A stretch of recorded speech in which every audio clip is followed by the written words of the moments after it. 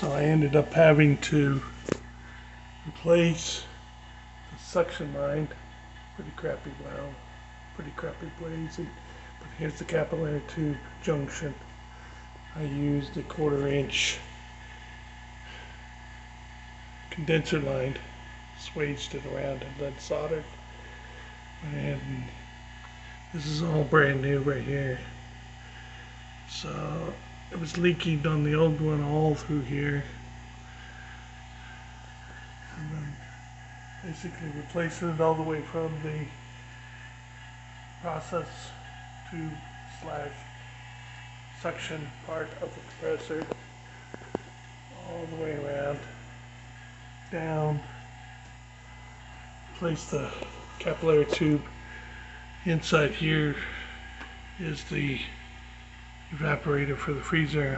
I didn't replace that, but I did replace the receiver dryer filters, and the process tube goes into the bottom of that compressor. I ran it up to 200 psi, let it sit for 24 hours, no leaks. So now I'm vacuuming it down, and I will recharge it with the appropriate amount of R134A. I believe it's 4.5 or 7.5 ounces. I'll verify that before I do it. But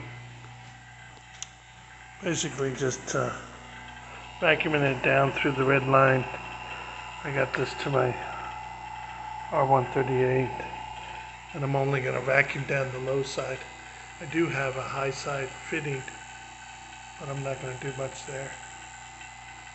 I'm just going to vacuum it down on the low side.